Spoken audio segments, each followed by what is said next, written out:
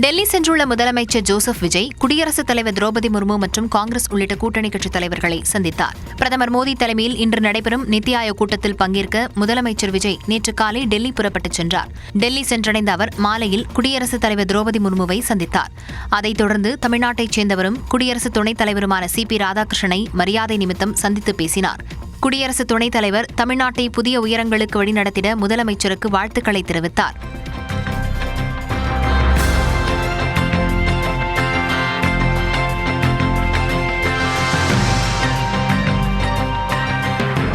அதைத் தொடர்ந்து காங்கிரஸ் முன்னாள் தலைவர்கள் சோனியா காந்தி மற்றும் ராகுல் காந்தி ஆகியோரையும் விஜய் சந்தித்து பேசினார்.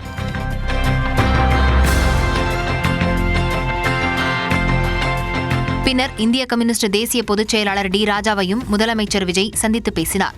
இதைத் தொடர்ந்து இன்று நடைபெறும் நித்தி ஆயோக் கூட்டத்தில் பங்கேற்கும் முதலமைச்சர் தமிழகத்திற்கு மத்திய நிதி கோரி வலியுறுத்தவுள்ளார். வரும் 15ஆம் தேதி முதல் லாரி வாடகையை 25% உயர்த்த இருப்பதாக லாரி உரிமையாளர்கள் அறிவித்துள்ளனர்.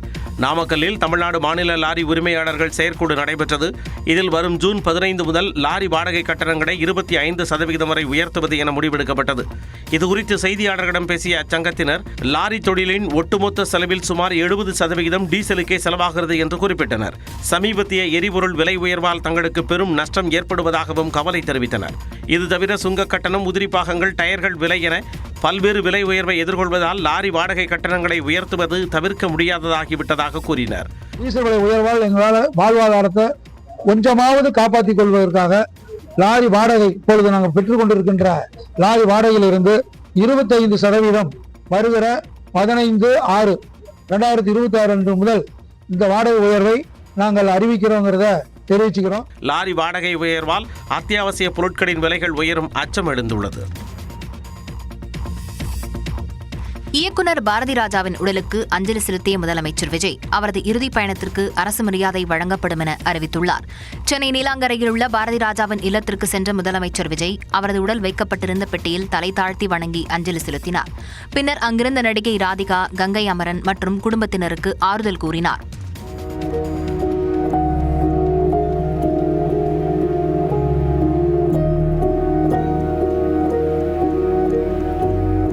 இது தொடர்பாக இரங்கல் அறிக்கை வெளியிட்டுள்ள முதலமைச்சர் விஜய், இயக்குனர் இமயம் காலமானார் என்ற செய்தி அறிந்து மிகுந்த மனவேதனையும் துயரமும் அடைந்தேன் என குறிப்பிட்டிருப்பதுடன், கிராமிய பின்னணியில் வாழ்வியல் உயிரோட்டத்துடன் பல வெற்றி படங்களை உருவாக்கி தமிழ் திரைப்பட உலகில் தனக்கென தனி முத்திரை பதித்தவர் என குறிப்பிட்டுள்ளார். பல தலைமுறை கலைஞர்களை உருவாக்கிய அவரது பங்களிப்பு தமிழ் திரைப்பட வரலாற்றில் என்றென்றும் நிலைத்திருக்கும் என்றும் அவரது ஆன்மா இறைவன் திருவடி நிழலில் இளைப்பார பிரார்த்திப்பதாகவும் குறிப்பிட்டுள்ளார். திரைத்துறையில் இயக்குனர் பாரதி ராஜாவின் பங்களிப்பை போற்றி அஞ்சலி செலுத்தும் வகையில் இறுதிப் பயணத்திற்கு அரசு மரியாதை வழங்கப்படும் என்றும் குறிப்பிட்டுள்ளார். மறைந்த இயக்குனர் பாரதி ராஜா தமிழ் மக்களின் மனங்களில் என்றும் வாழ்வார் என திமுக தலைவர் மு. ஸ்டாலின் கூறியுள்ளார். நீலாங்கரையில் உள்ள பாரதி ராஜாவின் இல்லத்திற்கு உதயநிதி ஸ்டாலினுடன் சென்று மாலை அணிவித்து அஞ்சலி செலுத்தினார். பின்னர் குடும்பத்தினருக்கு ஆறுதல் கூறினார்.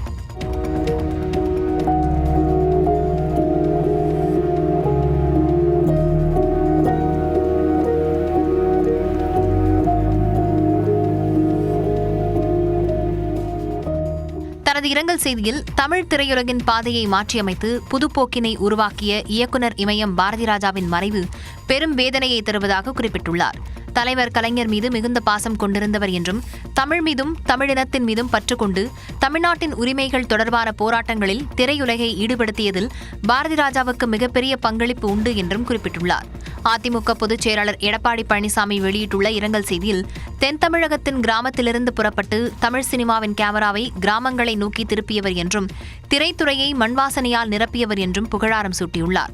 அவரை இழந்து வாடும் குடும்பத்தினருக்கும் திரைத்துறையினருக்கும் ரசிகர்களுக்கும் ஆழ்ந்த இரங்கலை தெரிவித்துக் கொள்வதாக கூறியுள்ள EPS, என் இனிய தமிழ் மக்களே என்ற அவரது குரல் சினிமா உள்ளவரை நிலைத்து நிற்கும் என குறிப்பிட்டுள்ளார். அவர்கிட்ட இருந்தாலே அவ்வளோ ஒரு சந்தோஷமாக இருக்கும், அவ்வளோ ஒரு மகிழ்ச்சியாக இருக்கும். அவ்வளோ ஓப்பனாக அவ்வளோ நல்லா பேசுகிறவங்க யாருமே இருக்கவே மாட்டாங்க. அதனால தான் மறைஞ்ச புரட்சித்தலைவர் எம்ஜிஆர் அவர்கள், டாக்டர் கலைஞர் அவர்கள், நடிகர் தலைவர் சிவாஜி சார் அவர்கள் எல்லாருக்குமே அவர் அவ்வளோ ஒரு நட்பு, அவ்வளோ அன்போடு இருந்தவர். இயக்குனர் பாரதி ராஜா குறித்து நடிகர் ரஜினிகாந்த் புகழ்ந்துரைத்த வார்த்தைகள் இவை. அவரது உடலுக்கு அஞ்சலி செலுத்திய பிறகு பேசிய ரஜினி, திரைத்துறையில் யாருக்கேனும் பிரச்சனை என்றால் முதல் நபராய் வந்து நின்றவர் பாரதி ராஜா என்றார். இன்னும் எத்தனை ஆண்டுகளான கூட அவருடைய படைப்புகள் மறக்க மாட்டாங்க. அவர் பேர் எந்தெந்துக்கும் தமிழ் மக்கள் இதயத்தில் எந்தெந்துக்கும் இருக்கும். தனிப்பட்ட முறையில் அவர் ஒரு குழந்தை மாதிரி உள்ள எல்லாருக்கும் அது வந்து ஓப்பனாக சொல்லிடுவார். பிடிச்சது இல்லைன்னா இல்லை. என்னை பற்றி ஒரு நிறைய விமர்சனம் வச்சுருக்கார். நான் முன்னே எனக்கு பிடிக்கும், ஆனால் அவன் நடிப்பு எனக்கு பிடிக்காது அப்படின்னு சொல்லுவார். பாரதி ராஜாவின் படைப்புகள் நிலைத்திருக்கும் என கமல்ஹாசன் கூறினார். The friendship continues. The gentleman is gone, but his art also will continue. You have given so many innumerable films, and particularly that you has done a great work, sir. His loss is a great loss of the film fraternity as well. I'm not counting the losses. I'm counting the profits. இயக்குனர் RP. Udhayakumar, நடிகர் விஜயகுமார், அருண் விஜய் உள்ளிட்டோரும் அஞ்சலி செலுத்தினர். தமிழ்நாட்டின் அரசியல் களத்தை பரபரப்பாக்கிய செய்திகளை தற்போது பார்க்கலாம். இயக்குனர் இமயம் பாரதி ராஜாவின் உடலுக்கு அரசியல் தலைவர்கள் பலரும் மரியாதை செலுத்தினர். தமிழ் தேசிய அரசியலை உண்மையாக முன்னெடுத்தவர். தமிழீழ விடுதலையிலும் அவர் அக்கறை கொண்டவர். அது மட்டுமல்ல, தன்னுடைய அந்த படைப்புகளில் சாதிய கட்டமைப்பை உடைத்து வந்தவர். தமிழ் திரையுலகிலே ஒரு சூறாவளியாக சுழன்று வந்தவர் அவர். எந்த திரைப்பட கல்லூரியிலும் அவர் பயிலவில்லை. ஆனால் அவருடைய பள்ளியிலே படித்த ஏராளமானோர் திரைவானிலே மின்னுவதற்கு காரணமாக இருந்தவர். தமிழ் படங்களுக்கு பஞ்சம் ஏற்பட்ட சூழ்நிலையில் ஒரு பிதாமகனாக தமிழ் திரையுலகை காப்பாற்றுகின்ற ஒரு பிதாமகனாக உருவெடுத்தவர் தான் நம்முடைய அன்பு சகோதரர் பாரதிராஜா அவர்கள். ஸ்டுடியோக்குள்ளேயே நகரங்கள், கிராமங்களை உருவாக்கிய காலத்தில் கிராமங்களுக்கு வந்து எளிய முறையில் நடிகர்களை அறிமுகப்படுத்தி மிகச்சிறந்த நடிகர்களாக உருவாக்கியவர்கள் மதிப்புக்குரிய பாரதிராஜா அவர்கள். திரையுலகில் ஒரு தனித்துவமான புரட்சியை அமைதியாக செய்த ஆற்றலாளர். திரையுலகத்திற்கு மட்டும் ஏற்பட்ட நஷ்டம் அல்ல, இந்த சமூகத்திற்கு ஏற்பட்ட ஈடு செய்ய முடியாத ஒரு பெரிய நட்டம்.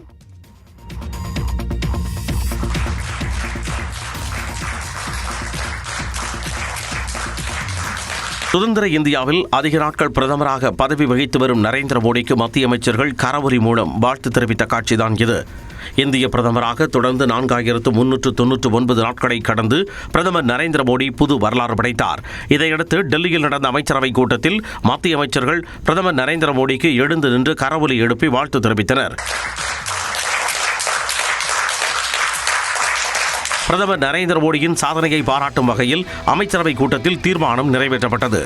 தொடர்ந்து டெல்லியில் பிரதமர் மோடியை சந்தித்து ஆந்திர முதல்வர் சந்திரபாபு நாயுடு, துணை முதல்வர் பவன் கல்யாண், பாஜக தேசிய தலைவர் நிதின் நவீன், பாமக தலைவர் அன்புமணி, அதிமுக எம்பி தம்பிதுரை உள்ளிட்ட தேசிய ஜனநாயக கூட்டணி தலைவர்கள் வாழ்த்து தெரிவித்தனர்.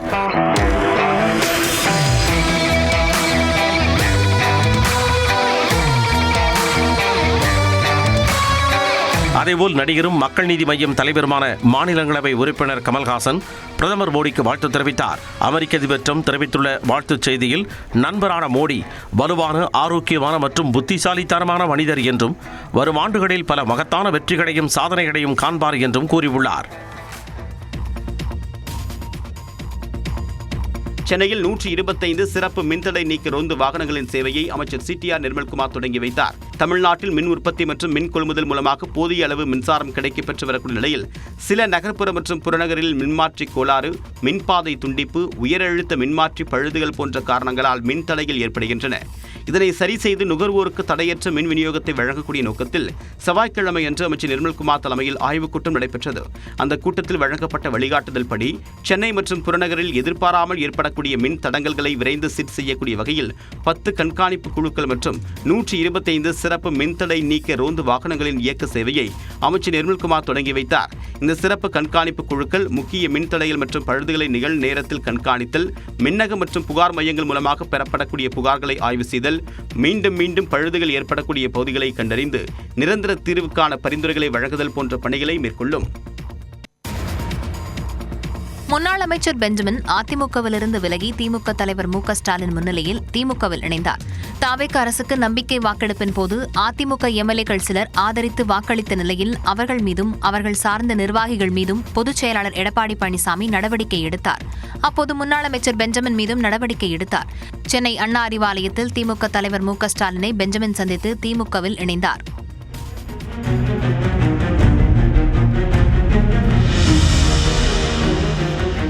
திமுகவில் இணைந்தது தொடர்பாகவும் பெஞ்சமின் விளக்கமளித்தார்.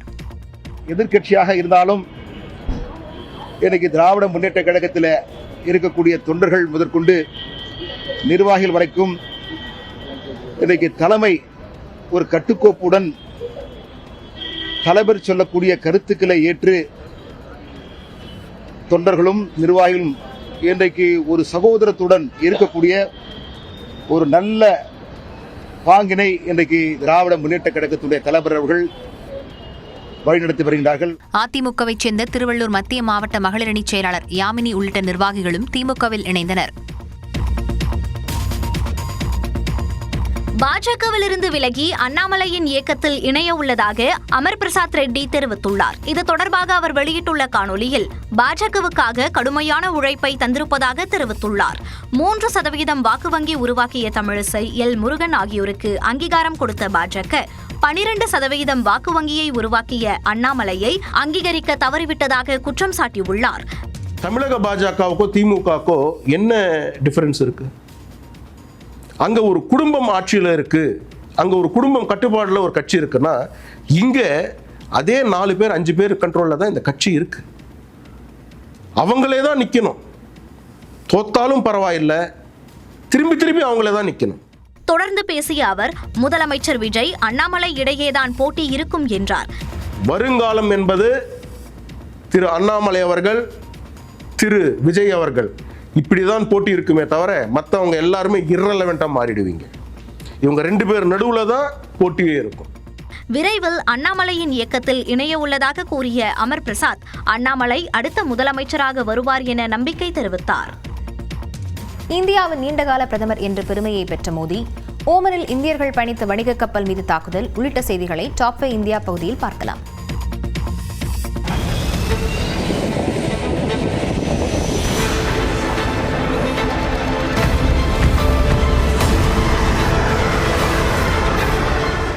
இந்தியாவிலேயே தயாரிக்கப்பட்ட ஏர்பஸ் C295 விமானத்தின் சோதனை ஓட்டத்தின் காட்சிகள் தான் இவை. இந்திய ராணுவத்திற்கு வெளிநாடுகளில் இருந்தும் இந்திய அரசு நிறுவனமான இந்துஸ்தான் ஏரோநாட்டிக்கல் நிறுவனத்திடம் இருந்தும் விமானங்கள் வாங்கப்பட்டு வந்தன.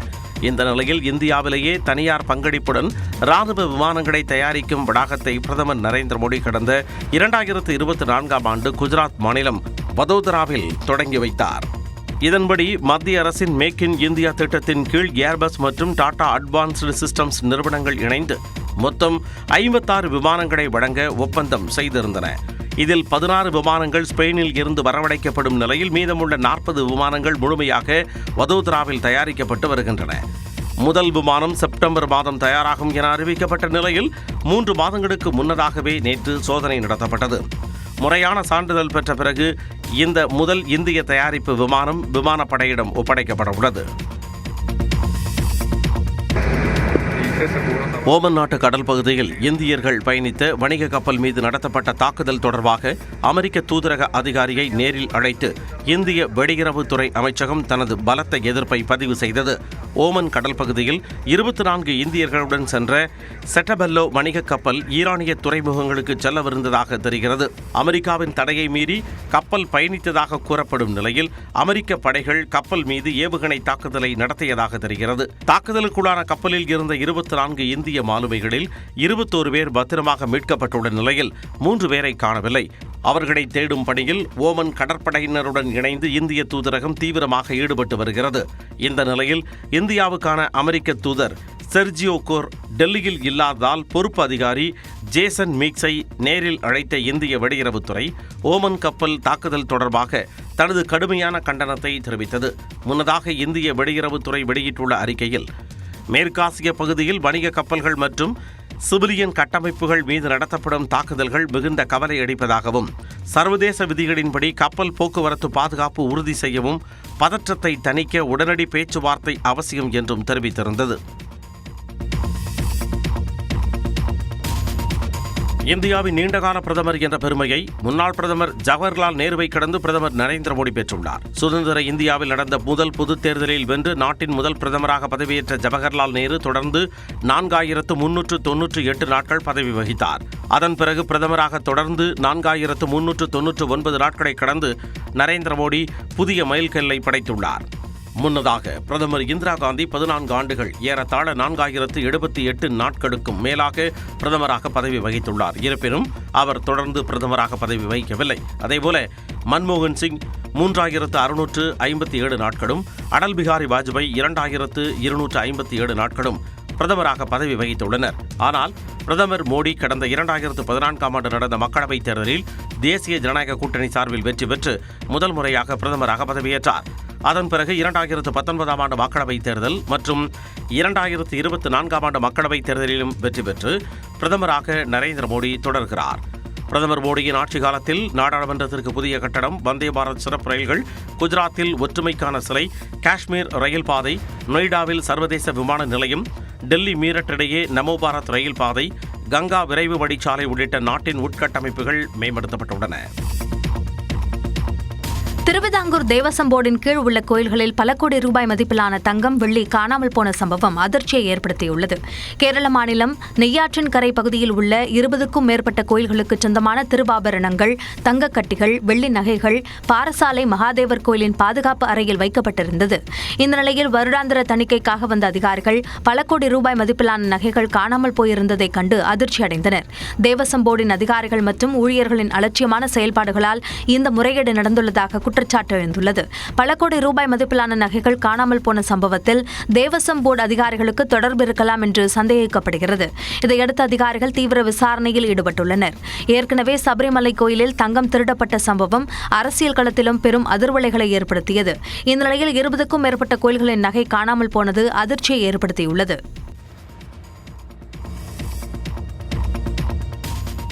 மெட்டா நிறுவனத்துடன் இணைந்து ரிலையன்ஸ் இண்டஸ்ட்ரீஸ் குஜராத்தில் பிரம்மாண்ட AI தரவு மையத்தை அமைக்க உள்ளது. இது தொடர்பாக அந்நிறுவனங்கள் வெளியிட்டுள்ள கூட்டறிக்கையில் குஜராத்தின் ஜாம்நகரில் 12,500 கோடி முதலீட்டில் 168 மெகாவாட் திறன் கொண்ட பிரம்மாண்டமான AI தரவு மையத்தை அமைக்கவிருப்பதாக அறிவித்துள்ளனர். 2029க்குள் பயன்பாட்டிற்கு வரவுள்ள இந்த மையம் 100% பசுமை ஆற்றல் மற்றும் அதிநவீன குளிர்விப்பு தொழில்நுட்பத்துடன் இன்ஸ்டாகிராம், வாட்ஸ்அப் பயனர்களின் தரவுகளை பாதுகாப்பாக நிர்வகிக்க உள்ளது. இந்த கூட்டாண்மை இந்தியாவின் டிஜிட்டல் உள்கட்டமைப்பில் ஒரு மாபெரும் புரட்சியாகும் என ரிலையன்ஸ் இண்டஸ்ட்ரீஸ் தலைவர் முகேஷ் அம்பானி தெரிவித்துள்ளார். இது உலகளாவிய AI புரட்சியில் இந்தியா முன்னணியில் இருக்க உதவிகரமாக இருக்கும் என்றும் குறிப்பிட்டுள்ளார். அதேபோல இந்தியாவில் தங்கள் முதல் AI தரவு மையத்தை அமைக்க ரிலையன்ஸுடன் கைகோர்ப்பதில் பெருமை கொள்வதாக மெட்டா CEO மார்க் ஜக்கர்பர்க் தெரிவித்துள்ளார். இது இந்தியாவின் பொருளாதாரத்தில் தங்களின் நீண்டகால முதலீட்டை மேலும் வலுப்படுத்தும் எனவும் குறிப்பிட்டுள்ளார்.